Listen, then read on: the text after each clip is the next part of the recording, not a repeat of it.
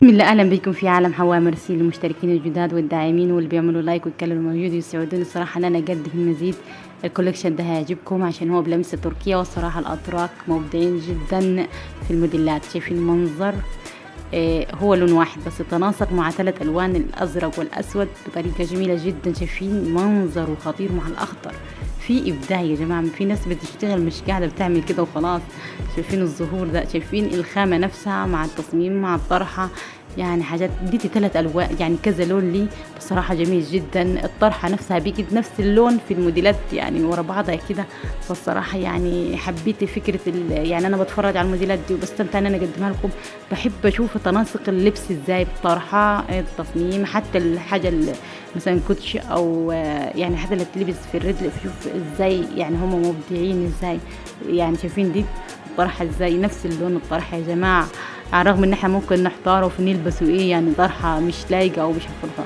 اتفرج على الابداع اللي نشوف. واو واو، انا الصراحه وقفت عنده اسطوبات كتيره ده عشان في كده حاجه كده ملوكي كده، حاجه فخامه شياكه في تصميم، في كده رشاقه. يعني صراحه جميل جدا الموديل ده، عاجبني جامد جامد.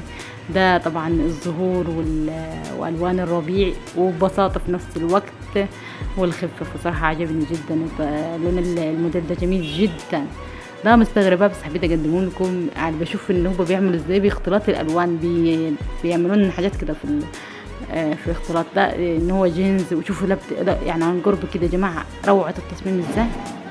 يعني شابوه ليهم الزراير والخرزات وكل حاجة.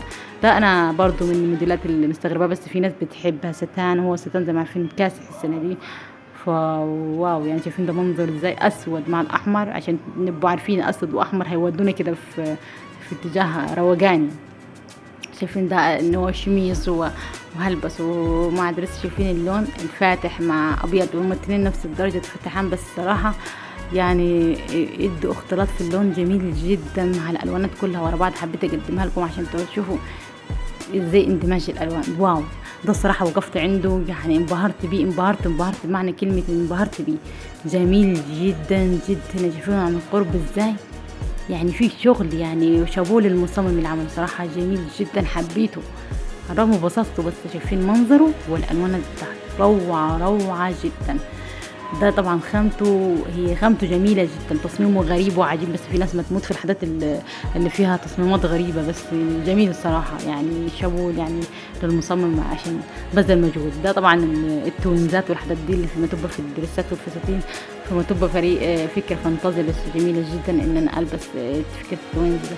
برضه ده ان هو قطعة فوق قطعة، فصراحة جميل جدا. في يعني روجان كده وبساطة، وانا الجبين بتاعته وعايش حياتي كده. شايفين المنظر دي في يعني حالات معقدة جدا، بس صراحة يعني ناس كده مبدعين يا جماعة. شوف روعة التصميم ازاي. شايفين الكمام؟ يعني شابوه ليهم الجماعة دول والله.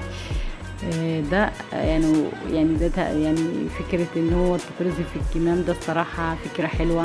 الالوانات نفسها خليكم دايما معايا عشان تشوفوا كل جديد.